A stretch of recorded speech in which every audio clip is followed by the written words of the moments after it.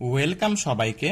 তোমরা জানো যে কাল বাদ পরশু অর্থাৎ 1 অক্টোবরে ঢাকা ইউনিভার্সিটির ক ইউনিটের ভর্তি পরীক্ষা হবে। তাই আমরা শিক্ষার্থীদের কথা মাথায় রেখে আজকে দেখব কিভাবে আমরা হাতে ক্যালকুলেশন করতে পারি। কারণ তোমরা জানো যে ঢাকা ইউনিভার্সিটি, রাজশাহী ইউনিভার্সিটি সহ বেশ কিছু ইউনিভার্সিটিতে ক্যালকুলেটর ব্যবহার করতে দেয় না, তাই সেই সব ক্ষেত্রে হাতেই হিসাব নিকাশ করতে হয়। তাহলে আমরা কথা না বাড়িয়ে শুরু করি ভিডিওটা। তো প্রথমে আমরা শুরু করেছি একটা সাধারণ গুণ দ্বারা। তো এখানে আমরা দেখতে পাচ্ছি এটা হচ্ছে দশমিকের গুণ। এখানে দশমিকের পরে 1 ঘর আছে এবং এখানে দশমিকের পরে 4 ঘর আছে। এখন বলতে পারো যে ভাই এটা তো খুবই সহজ, এটা তো আমরা পারি। ঠিক আছে, এটা সহজ, বাট আমরা আস্তে আস্তে সহজ থেকে লেভেল আপ করব। তাহলে আমাদেরকে প্রথমে কি করতে হবে, আগে দশমিক ছাড়া গুণটা করে ফেলতে হবে। এখানে দশমিক ছাড়া আছে 3 এবং দশমিক ছাড়া চিন্তা করলে এখানে আছে 5। তাহলে 3 5 কত, 15। তাহলে সেটা আমাদের লিখে দিতে হবে 15। এখন আমাদের চিন্তা করতে হবে যে এখানে মোট দশমিকের পরে কত ঘর ছিল। এখানে ছিল 1 ঘর এবং এখানে ছিল 4 ঘর। তাহলে 4 আর 1 মানে 5 ঘর ছিল। তাই আমাদের এখানে অ্যান্সারে দশমিকের পর মোট 5 ঘর রাখতে হবে। তাহলে অলরেডি তো 2 ঘর হয়ে গেছে, তাহলে তার সামনে আরো 3টা শূন্য দিতে হবে। তাহলে কি হয়ে গেল, তাহলে দশমিকের পরে 5 ঘর হয়ে গেল। এভাবে আমরা দশমিকের গুণটা করে ফেললাম। একইভাবে যদি আমরা চিন্তা করি যে 2টা সংখ্যার জায়গায় যদি এরকম 4টা সংখ্যা গুণ থাকে, তাহলে আমরা একইভাবে করতে পারি। আমরা 2টা 2টা করে করতে পারি অথবা সিরিয়ালি এগোতে পারি। যেমন আমরা দেখতে পাচ্ছি এখানে কে কে আছে, দশমিক ছাড়া যদি চিন্তা করি তাহলে 4 2 8 এবং 2। তাহলে 4 দুগুণা 8, 8 8 64 এবং 64 দুগুণা 128। তাহলে আমরা লিখে ফেললাম 128। এখন আমাদের দেখতে হবে দশমিকের পর মোট কয় ঘর আছে। এখানে 1 ঘর, এখানে 1 ঘর এবং এখানে 1 ঘর। তার মানে মোট 3 ঘর আছে। যেহেতু অলরেডি আমরা 3 ঘর লিখে ফেলেছি, তাহলে জাস্ট আমরা এখানে কি দিয়ে দেব, 0.128। এখন বলতে পারো যে ভাই আপনি তো এখানে দেখা যাচ্ছে যে একটা মাত্র জাস্ট ডিজিট দিয়েছেন, ঠিক না? যেমন তো হতে পারতো যে 1.5821 ইন্টু 1.3175। এই ক্ষেত্রে আমরা কি করতাম, এখানে তো দেখা যাচ্ছে দশমিকের পরে 4 ঘর আছে, তখন আমরা কি করব, তখন আমাদের একটু ট্রিক্স খাটাতে হবে। কেমন, এই 1.58 এর পরিবর্তে লিখবো 1.6, একইভাবে 1.31 এর পরিবর্তে লিখবো শুধুমাত্র 1.3। এটা আমাদের মনে রাখতে হবে যে আমরা যখন হাতে কলমে করছি, কিছু কিছু ক্ষেত্রে আমাদের একটু অ্যাজাম্পশন করতে হতে পারে, অর্থাৎ কিছু ক্ষেত্রে আমাদের সুবিধার্থে আমরা কাছাকাছি ভ্যালুটা ধরে নিব। আচ্ছা, এরপরে আমরা এই 16কে 13 দ্বারা গুণ করতে পারি এবং গুণ করার পর কি করব, দশমিকটা 2 ঘর জাস্ট বামে দিয়ে দিব। অর্থাৎ 16কে যদি আমরা 13 দ্বারা গুণ করি তাহলে পাবো 3 6 18 8, হাত থাকলো 1, তাহলে 3 1 কে 3 এবং 1 কে 4 এবং 6 1 কে 6, 1 1 কে 1। তাহলে এখানে আমাদের থাকছে 208। তাহলে 208 যেহেতু, কিন্তু এখানে দশমিকের পরে আছে 1 ঘর, এখানে দশমিকের পরে 1 ঘর, তাই আমরা লিখবো 2.08। তাহলে যেটা প্রকৃত অংশ সেটা 2.08 এর খুব কাছাকাছি হবে। একইভাবে যদি আমরা এর ধারাবাহিকতায় বর্গটা দেখে ফেলি, বর্গ কিন্তু আসলে এক প্রকার গুণ, কারণ 1.34 এর উপর স্কোয়ার মানে কি 1.34 ইন্টু 1.34। তো বর্গের ক্ষেত্রে শর্টকাট টেকনিক আছে। যেমন ধরো যে 52 সাথে আমি 52 গুণ করছি, তাহলে শর্টকাটটা কি, প্রথমে একক স্থানীয় যে অঙ্ক দুইটা আছে সেই দুইটা গুণ করতে হয়। তাহলে কত হলো, 2 দুগুণা 4। এরপর আড়াআড়ি গুণ করতে হয়, এককের সাথে দশক এবং দশকের সাথে একক, এবং সেটা গুণ করার পর যোগ করতে হয়। কেমন, 5 দুগুণা 10, 5 দুগুণা 10, 10 আর 10 কত হলো, 20। তাহলে 20 এর থাকলো কত, 0, হাতে থাকলো 2। এবার আবার দশক স্থানীয় অঙ্ক দুইটা গুণ করতে হয়, 5 5 25। তাহলে 25 আর 2 হচ্ছে কত, 27 হয়ে গেল। এভাবে আমরা চাইলে গুণ করতে পারি আড়াআড়ি করে, প্রথমে একক স্থানীয়, তারপর এককের সাথে দশক, তারপর আবার দশক স্থানীয়। বাট আমার কাছে মনে হয় যে আমরা সাধারণভাবে গুণ করতে পারি, তাই এই টেকনিক আমার কাছে তেমন বেশি ইম্পর্টেন্ট মনে হয় না, তাই আমরা সাধারণভাবে গুণ করব। যেমন এটা হচ্ছে 2 ডিজিট, এখানে যদি 3 ডিজিট থাকতো তাহলে কিন্তু সেই টেকনিকটা আর একটু কঠিন হয়ে যেত। তো আমরা যেটা করব সেটা হচ্ছে সিম্পল, যে আমরা 134 এর সাথে চাইলে 134 গুণ করতে পারি, কোনো অসুবিধা নাই। তাহলে আমরা ওভাবে গুণ করব, তারপর দশমিকটা আমরা মোট 4 ঘর বামে সরিয়ে দেব, কারণ এখানে আছে 2 ঘর, এখানে আছে 2 ঘর। এটাই হচ্ছে অ্যান্সার 1.7956। ওকে, এরপর চলে আসলাম ভাগের ক্ষেত্রে। তাহলে ভাগে যদি এমন হয় লব বড় এবং হর ছোট, সেটা আমাদের জন্য বেশি সুবিধাজনক। তবে যদি লবটা ছোট হয়ে যায় এবং হরটা বড় হয়ে যায় সেক্ষেত্রেও খুব বেশি অসুবিধা নাই। দেখো তুমি যেটা করতে পারো সেটা হচ্ছে দশমিকটা ডানে সরাতে পারো অথবা 10 টু দি পাওয়ারের কথা বিবেচনা করতে পারো। ধরো তুমি 10 টু দি পাওয়ারের কথাই বিবেচনা করলে, অর্থাৎ এটা আমরা দুই ভাবে করতে পারি। প্রথমে আগে আমরা দেখি কিভাবে 10 টু দি পাওয়ার দিয়ে করতে পারি। তাহলে এই যে দশমিক এটা একদম সবার শেষে নিয়ে যাব, মানে কি 1 ঘর 2 ঘর 3 ঘর 4 ঘর 5 ঘর 5 ঘর পর নিয়ে যাচ্ছি। তাহলে 25 ইন্টু দশমিক, যেহেতু আমি 5 ঘর পরে নিয়ে গেলাম তা আমাকে লিখতে হবে 10 টু দি পাওয়ার -5। তাই দশমিকটা 5 ঘর ডানে নিয়ে যাওয়ার কারণে 10 টু দি পাওয়ার -5। একইভাবে এখানে দশমিকটা 2 ঘর ডানে নিয়ে যাব, তাহলে লিখতে পারি 3 ইন্টু 10 টু দি পাওয়ার-2। এবার আমরা এই যে 3 এবং 25 খুব ভালোভাবে চাইলে কাটাকাটি করতে পারি, মানে এক্স্যাক্টলি কাটাকাটি করতে পারি এমন না, ভাগ করতে পারি, কারণ 3 8 24 এবং তারপরে অবশিষ্ট থাকবে 1, তাহলে হবে 8.33। এটা সাধারণ ভাগ। ইন্টু দেখো উপরে আছে 10 টু দি পাওয়ার-5, এখানে 10 টু দি পাওয়ার-2, তাহলে এইটা আমরা জানি ভাগের সময় পাওয়ারগুলা বিয়োগ হয়ে যায়, তাহলে 10 টু দি পাওয়ার-5 প্লাস 2, অর্থাৎ আমরা বলতে পারি 8.33 ইন্টু 10 টু দি পাওয়ার-3। এটা খুবই সাধারণ একটা হিসাব। ওকে, একইভাবে যদি আমরা চিন্তা করি এখানে যে এই ভাগটা ঠিক না, এখানে গুণ আছে ভাগ আছে, তাহলে আমরা কি করতে পারি, এই যে 2 এর সাথে চাইলে 5.6 কাটাকাটি করতে পারি। তাহলে কিভাবে করতে পারি, 2 দুগুণা 4, তাহলে নামলো 1.6 বা 16। তার মানে কি এখানে একটা পয়েন্ট বসবে, 8 দুগুণা 16 2.8। তারপর আমরা দেখতে পাচ্ছি কি 3 এর সাথে আমরা 2.8 গুণ করব, তাহলে 3 8 24 4, হাতে থাকলো 2, 3 দুগুণা 6 এবং 2 8, তাহলে 8.4 ইন্টু এখানে আছে -2, এটা উপরে চলে গেলে হবে +2, তাহলে 10 টু দি পাওয়ার 7 তো আছেই, আরো +2 মিলে 10 টু দি পাওয়ার 9 হয়ে যাবে। তাহলে এগুলো একদম সাধারণ হিসাব নিকাশ। এবং তুমি যদি ঢাকা ইউনিভার্সিটি 2017 বা 2018 বা 2019 প্রশ্নগুলো দেখো, সেখানে কিন্তু সাধারণ হিসাব নিকাশই দিয়েছিল, খুব কঠিন হিসাব নিকাশ ছিল না। তবে শুধুমাত্র কেবলমাত্র 2016 সালে কিছু জাস্ট কঠিন একটু প্রবলেম ছিল, অর্থাৎ হাতে করার জন্য কঠিন। ওকে, অসুবিধা না, আমরা সব টাইপই দেখব। আচ্ছা, আমরা গুণ দেখলাম, ভাগ দেখলাম, বর্গ দেখলাম, এবার আমরা বর্গমূলটা দেখব। তাহলে বর্গমূলটা এক্ষেত্রে কি করব, একইভাবে এই দশমিকটা আমরা ডানে সরাবো। ওকে, তাহলে কিভাবে ডানে সরাতে পারি, লিখতে পারি √9 ইন্টু দশমিকটা কতকার ডানে সরছে 1 2 3 4, তাহলে 9 ইন্টু 10 টু দি পাওয়ার-4। তাহলে আমরা জানি কি যে √, যদি a b থাকে তাহলে আমরা আলাদাভাবে লিখতে পারি √a ইন্টু √b। এটাই আমরা এখানে অ্যাপ্লাই করব, তার মানে √9 লিখতে পারি, আবার √10 টু দি পাওয়ার-4 লিখতে পারি। 9 এর উপর রুট করলে 3 এবং 10 টু দি পাওয়ার-4 এর উপর রুট করলে কত, 10 টু দি পাওয়ার-2, অর্থাৎ পাওয়ারটা জাস্ট অর্ধেক হয়ে যাবে। এখানে যদি 10 টু দি পাওয়ার-8 থাকতো তাহলে 10 টু দি পাওয়ার-4 হয়ে যেত, বা এখানে যদি 10 টু দি পাওয়ার-12 থাকতো তাহলে 10 টু দি পাওয়ার-6 হয়ে যেত, জাস্ট অর্ধেক হয়ে যাবে, আর কিছুই না। তাহলে আমরা বুঝে গেলাম 3 ইন্টু 10 টু দি পাওয়ার-2।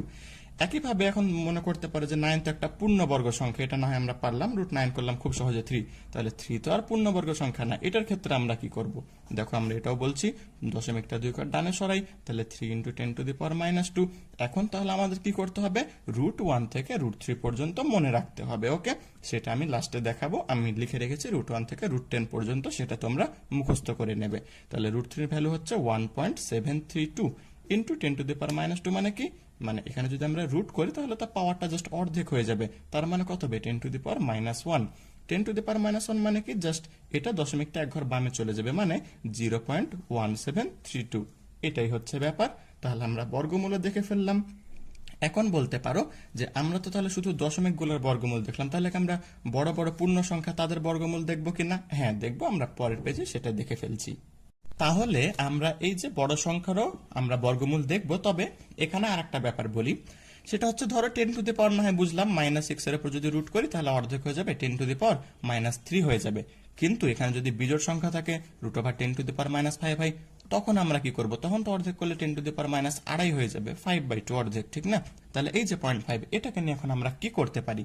তো আমি যেটা একটু আগে বললাম যে আমরা √1 থেকে √10 পর্যন্ত মনে রাখবো। ওকে, তাহলে √10 এর ভ্যালু আমরা জানি 3.16, সেটা অবশ্যই আমাদের মুখস্থ রাখতে হবে। তাহলে এইটা অ্যাপ্লাই করলে সেসব ক্ষেত্রে আমরা সুবিধা পাবো। ওকে, তাহলে দেখো আমি করে ফেলি, যেমন এখানে দশমিকটা কয় ঘর ডানে সরবে, 3 ঘর, তার মানে হবে √2 ইন্টু 10 টু দি পাওয়ার-3। এখন আমরা এটাও চিন্তা করতে পারি কি, যে আমরা 10 টু দি পাওয়ার-3 কে লিখলাম 10 টু দি পাওয়ার-4 ইন্টু 10, চাইলেই লেখা যায়, ঠিক না? কারণ 10 মানে 10 টু দি পাওয়ার 1, -4 আর +1 যোগ করলে -3 হয়, ঠিক কিনা? তাই এখন এটা কিন্তু একটা জোড় সংখ্যা হয়ে গেছে। আমরা জানি যে 2 এর উপর রুট করলে √2 হচ্ছে 1.4142, বা আমরা শুধুমাত্র 1.414 লিখলাম, ইন্টু 10⁻², ইন্টু কি হবে √10। √10 মানে কত? এই যে 3.16, তাহলে 3.16। এখন কি করব? এটার সাথে এটা গুণ করব। যেহেতু আমরা দেখতে পাচ্ছি এখানে 3 ঘর, আমাদের এত বেশি দরকার নেই, আমরা জাস্ট 1.4 পর্যন্ত নিতে পারি, এখানে 3.16 নিতে পারি। তাহলে যদি আমরা এই 3.16 এবং 1.4 নিই, খুব সাধারণভাবে আমরা গুণ করতে পারবো। 4 6 24 4, হাতে থাকলো 2, 4 1 কে 4 এবং 2 এ 6, 3 4 এ 12। একইভাবে 6 1 কে 6, 1 1 কে 1, 3 1 কে 3। তার মানে এখানে থাকলো কত? এখানে থাকলো 4424। তবে এখানে দশমিকের পর 1 ঘর, এখানে দশমিকের পর 2 ঘর, মানে মোট তাহলে 2 আর 1 এ 3 ঘর। তাই আমরা দশমিকের পর যেন 3 ঘর থাকে এভাবে একটা দশমিক দিলাম, তার মানে 4.424। তাহলে 4.424 ইন্টু 10⁻²। তাহলে আমরা বুঝে গেলাম।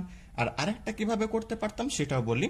তাহলে যদি আমরা দশমিকটা 2 এর পরে নেই, তাহলে আমরা দেখতে পাচ্ছি 10⁻³ হচ্ছে, বাট যদি আমরা 2 এর পরে না নিয়ে আরেক ঘর পরে নিতাম, অর্থাৎ আমি এটাকে লিখতে চাচ্ছি √20 লিখতে চাচ্ছি, কারণ এই দশমিকটা 1 2 3 এবং 4, তাহলে আমরা লিখতে পারি 20 ইন্টু 10⁻⁴। সেটা কিন্তু আমরা হয়তো কারো কারো কাছে বেশি সুবিধাজনক মনে হতে পারে। এখন 20 তো পূর্ণবর্গ সংখ্যা না, আমরা জানি যে 16 যদি আমরা রুট করি তাহলে পাই 4, 25 রুট করলে পাই 5। তাহলে এটা তো 16 না 25 না, তাদের মাঝামাঝি কোন একটা, তাহলে এটা হয়তো 4.5 বা 4.4, আমরা এটাকে 4.5 বললাম, কারণ 16 আর 25 মোটামুটি এটা মাঝামাঝি। তাহলে 4.5 ইন্টু 10⁻²। আমরা এভাবেও করতে পারি, ঠিক আছে?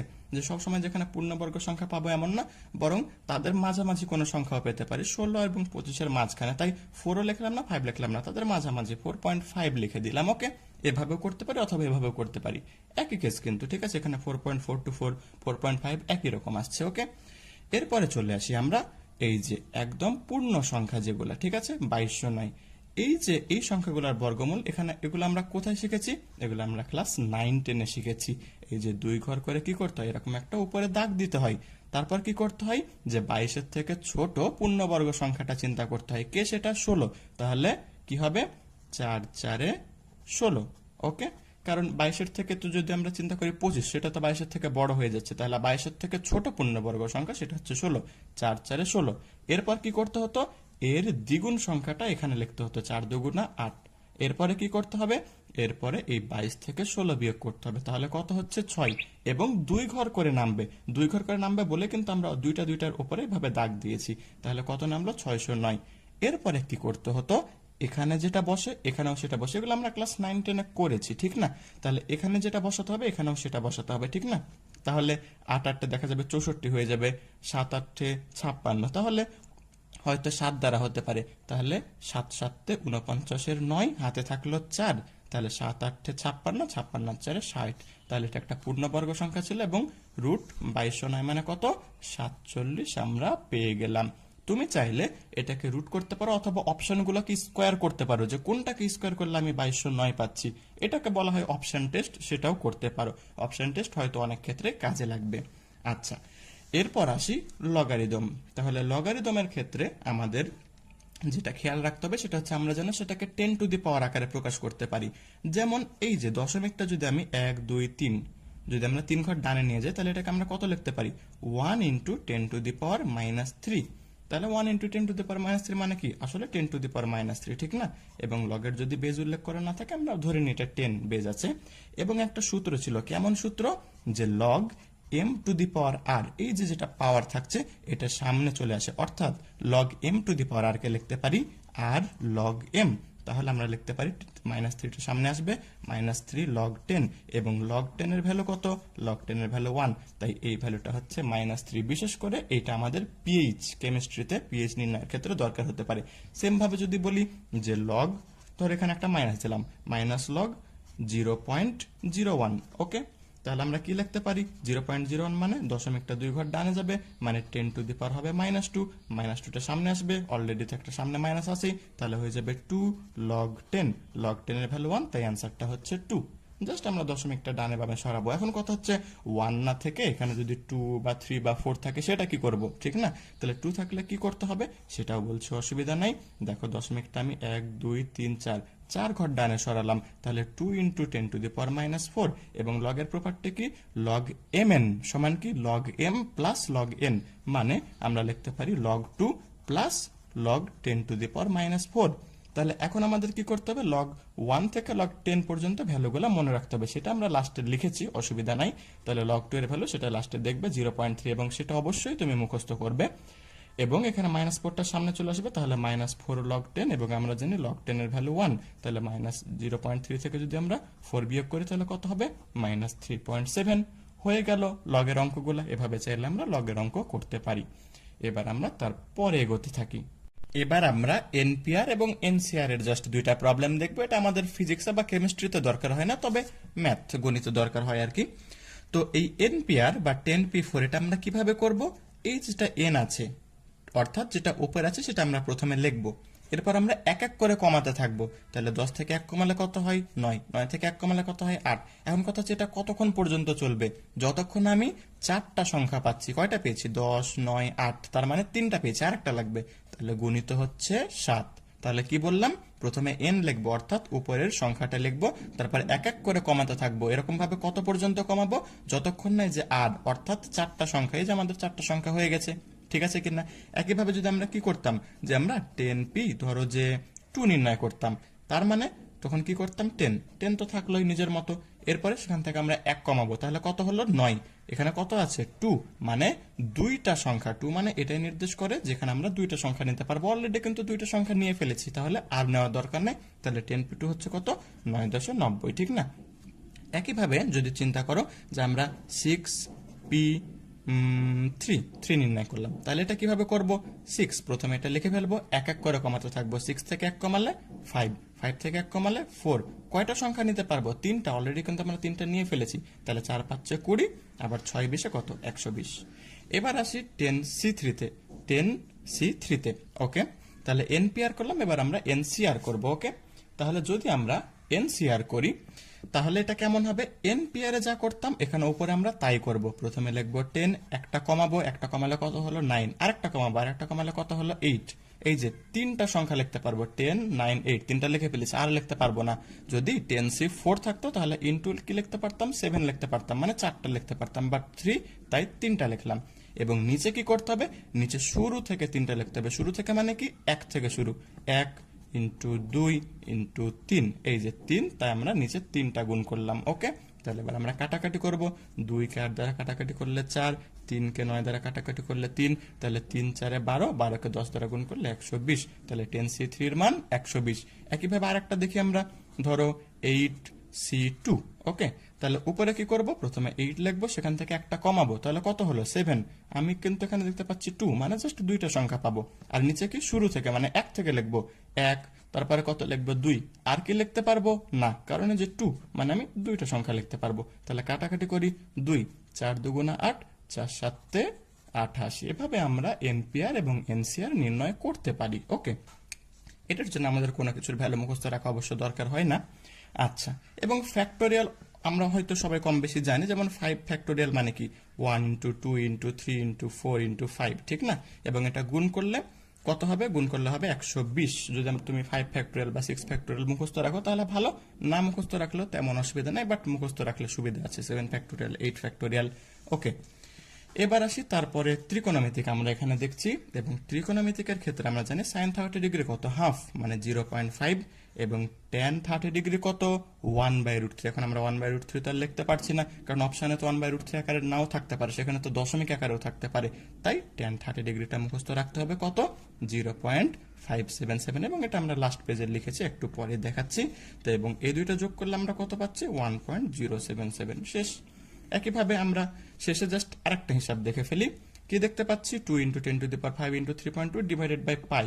তো পাই এবং 22/7 যদিও সমান না, বাট মাঝে মধ্যে তুমি চাইলে পায়ের পরিবর্তে 22/7 লিখতে পারো, তোমার হিসাবটা ক্যালকুলেশনটা একটু সুবিধা হবে, ঠিক আছে। যখন দেখবে পায়ের সাথে কোনো একটা পূর্ণ সংখ্যা 7 গুণ আছে, তাহলে 7 পাই, তখন আমরা কি করব, পায়ের পরিবর্তে যদি আমরা 22/7 করে লিখি, তাহলে 7 আর 7 কাটাকাটি গিয়ে 22 হয়ে যাচ্ছে। এই যে সুবিধাটা পাচ্ছি আমরা, 7 7 কাটাকাটি গেল, তাহলে পায়ের সাথে যখন 7 বা 7-এর গুণিতক গুণ থাকবে এবং দেখা যাচ্ছে উপরে হয়তো 22-এর গুণিতক বা গুণনীয়ক থাকলো, তখন আমরা 22/7 লিখলে সুবিধা আছে। অন্য ক্ষেত্রে তুমি পায়ের পরিবর্তে 3.14 বা 3.1416 লিখতে পারো। 4 ঘর দশমিক পর্যন্ত লেখার দরকার নেই, 2 ঘর লিখলে হবে, 3.14 লিখলে হবে। তোমাকে এখানে মনে রাখতে হবে যে তোমার এখানে টাইম সেভের একটা ব্যাপার আছে। ওকে, তো এটা হচ্ছে 3.14, এটা হচ্ছে 3.2। কি খুব কাছাকাছি কিনা, তাই আমরা চাইলে কাটাকাটি করে দিতে পারি। এটাই হচ্ছে তোমাকে বুঝতে হবে যে কিছু ছোটখাটো অ্যাজাম্পশন করতে হবে, যে দুইটা কাছাকাছি, তাই আমরা চাইলে কি করে দিতে পারি, কাটাকাটি করে দিতে পারি। এছাড়াও মনে রাখবে যে জি এর মান 9.8 করতে পারো, অথবা জি এর মান প্রায় 10 করতে পারো, হিসাব নিকাশে সুবিধা হবে। এবং পাই স্কোয়ারের মানও কিন্তু তা প্রায় 9.8, পাই স্কোয়ারের মান এবং জি এর মান 9.8, তবে কিছু ক্ষেত্রে সুবিধার্থে তুমি 10 করতে পারো। আচ্ছা, এরপরে 10⁻⁻4 উপরে গেলে হবে 10⁻+4। তাহলে আমরা জানি গুণের সময় পাওয়ারগুলো যোগ হয়ে যায়, তাহলে হয়ে যাবে 10⁻5 আর 4 9, তাহলে 2 × 10⁹ শেষ হয়ে গেল। অবশেষে আমরা এটা দেখে ফেলি যে আসলে কোনগুলা মুখস্থ করতে হবে। তাহলে যেমন বলেছিলাম যে এখানে কি করতে হবে, লগের গোলা মুখস্থ করতে হবে 1 থেকে 10 পর্যন্ত। লগ 10 এর ভ্যালু আমরা জানি 1। আচ্ছা, এখানে খেয়াল করো, প্রথমে 0.3 বেড়েছে। তুমি এটা যদি মুখস্থ করতে পারো তাহলে খুবই ভালো, বাট যদি মুখস্থ করতে প্রবলেম হয় তাহলে আমরা এটাকে একটু কি করতে পারি, একটু সহজ করতে পারি। দেখো, প্রথমে কতটুকু বাড়ছে, 0.3, তারপরে কতটুকু বাড়ছে, 0.2, তারপর কতটুকু বাড়ছে, 0.1, আবারও 0.1, আবারও 0.1। কারণ কি, 0.5 এর সাথে 0.1 যোগ করলে 0.6, 0.6 এর সাথে 0.1 যোগ করলে 0.7, 0.7 এর সাথে 0.1 যোগ করলে 0.8, ঠিক না? তাহলে প্রথমে 0.3 বাড়লো, তারপর 0.2 বাড়লো, তারপর 0.1, 0.1, 0.1 বাড়লো, ঠিক আছে? তিনটা 0.1 বাড়লো। তারপর কত করে বাড়ছে, 0.05, এই যে আবারও 0.05, আবারও 0.05, আবারও 0.05। এই হচ্ছে ব্যাপার। প্রথমে 0.3 বাড়লো, তারপর 0.2 বাড়লো, তারপর 3বার 0.1 বাড়লো, তারপর 4বার 0.05 বাড়লো। এভাবেও মুখস্থ রাখতে পারো। এবং যদি 11 স্কোয়ার থেকে 20 স্কোয়ার মুখস্থ রাখতে পারো ভালো, বাট না মুখস্থ করতে পারলেও তেমন অসুবিধা নেই। এবং রুটগুলা মুখস্থ করে ফেলিও। যদি তুমি যথেষ্ট প্র্যাকটিস করে থাকো আসলে ইন্টার লাইফে, তাহলে √2 বা √3 গুলোর মান আসলে মুখস্থ থাকার কথা, তবুও এটা দেখে ফেলিও। সরি, এটা √9টা এটা 3 হবে, √10টা হবে 3.16, দুঃখিত। আচ্ছা, তাহলে এই ভ্যালুগুলো মুখস্থ করে ফেলিও।